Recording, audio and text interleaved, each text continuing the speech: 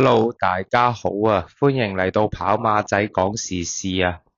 講起巴塞隆拿嘅後防線啊，大家第一時間一定會諗起嗰個身體質素爆棚、防守超硬淨，甚至大過隊長臂章嘅烏拉圭後衛阿拿奧祖啊。但係相信好多球迷最近睇到體育版，都同我一樣跌爛眼鏡啊！阿拿奧祖竟然喺2026年夏季轉會窗嘅尾聲登陸英超外借身份加盟利物浦冇錯你冇聽錯一個巴塞嘅絕對核心突然之間要去晏菲路球場報到到底發生咗咩事呢？點解巴塞會肯放走佢利物浦今次又係咪執到寶呢？今日就同大家由頭到尾深度咁睇下呢一單震驚球壇嘅轉會如果你係巴塞或者利記嘅球迷，甚至好鍾意睇英超嘅呢條片你一定唔可以錯過記得先撳個訂閱同埋小叮當我哋即刻開始首先我哋要講下最令球迷拗爆頭嘅合約問題有一直跟開巴塞新聞嘅球迷都知道其實喺2025年頭阿拿奧祖一度傳出會離隊嘅，當時好多豪門都有報價嘅，但係最終佢選擇咗同巴塞隆拿係簽低咗一份長約，合約期一路係去到2031年6月，簽得咁長正常嚟講球會一定會將佢當成未來5至10年嘅建隊基石啦。但係足球世界就係咁奇妙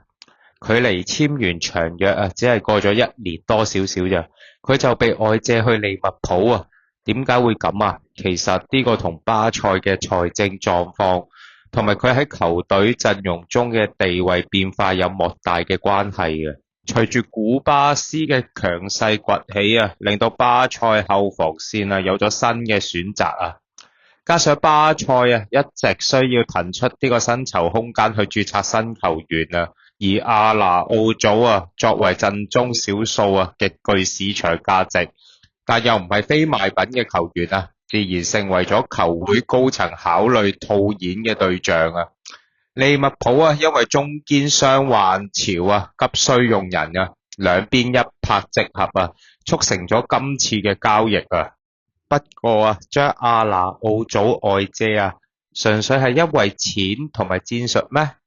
我哋回顧翻佢喺啱啱過去嘅25-26球季嘅表現可能就會揾到另外一半嘅答案嘅。老實講上個球季對阿拿奧祖嚟講，絕對係職業生涯嘅一個大低谷佢喺各項賽事只係踢咗16場嘅正選。西甲更加只係正選上陣咗11次點解會咁少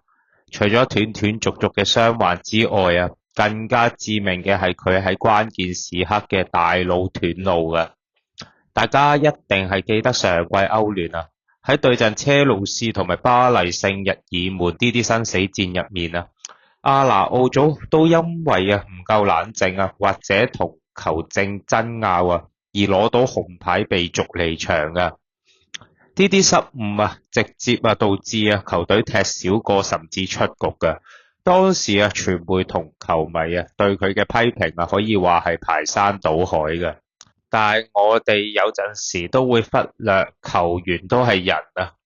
喺經歷咗啲連串嘅重大打擊同埋網絡嘅輿論壓力之後阿拿奧祖係爆出患上咗焦慮同埋抑鬱嘅，甚至因為心理問題休戰咗一段時間嘅。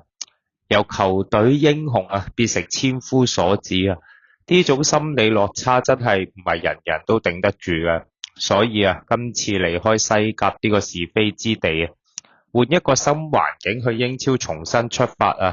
對佢嘅心理同埋職業生涯發展可能反而會係一件好事嘅。咁好啦，嚟到呢度啦，我哋望向未來阿拿奧祖嚟到利物浦到底對利物浦會有咩幫助呢？合約入面寫明利物浦今次雖然係借用1季但係附帶咗一個5500萬歐元嘅季尾買斷條款啊！5500萬買一個27歲嘅當打頂級中堅，係今時今日嘅轉會市場。如果佢踢得起啊，絕對係超值㗎。利物浦啊，目前防線係受到傷兵困擾啊，正係需要一個即戰力㗎。撇除上季嘅心理同埋紀律問題啦，阿拿奧祖嘅硬實力啊，依然係世界頂級嘅。大家睇下佢嘅數據，佢上季喺西甲嘅頭槌爭奪成功率係高達75%，單對單防守盤球者嘅成功率啊，亦有75.9%。英超係一個講求身體對抗啦、高空轟炸同埋攻守轉換極快嘅聯賽。阿拿奧祖強悍嘅身體質素啦，超強嘅制空力同埋回追速度啦，簡直就係為英超啊度身訂造啊！只要佢能夠調整好心態，適應英格蘭嘅天氣同節奏，佢絕對會係利物浦防線上邊呢一位重要嘅球員㗎。總括而言啦，阿拿奧祖今次外借利物浦啊，對巴塞嚟講係舒緩財政同埋解決陣容重疊嘅辦法啦。而對利物浦嚟講啊，絕對係佢喺而家傷兵滿營嘅防線呢，係一個好重要嘅收購啊。而對阿拿奧祖本人嚟講啊，就係一個拋開過去嘅陰影啊，喺另外一個頂級舞台重新證明自己係世一中堅嘅黃金機會啊！究竟呢位烏拉圭猛將可唔可以征服晏菲路呢？5500萬嘅買斷條款最終會唔會觸發呢？咁我哋喺新球季啊，拭目以待啊！各位球迷，你哋又點睇今次呢單轉會啊？你覺得阿拿奧祖適唔適合利物浦嘅戰術體系？歡迎喺下邊留言區一齊討論下。如果你中意今日嘅節目，記得幫條片撳個 like， 分享俾你身邊睇波嘅朋友。未訂閱嘅朋友記得撳埋訂閱。我哋下次見，拜拜。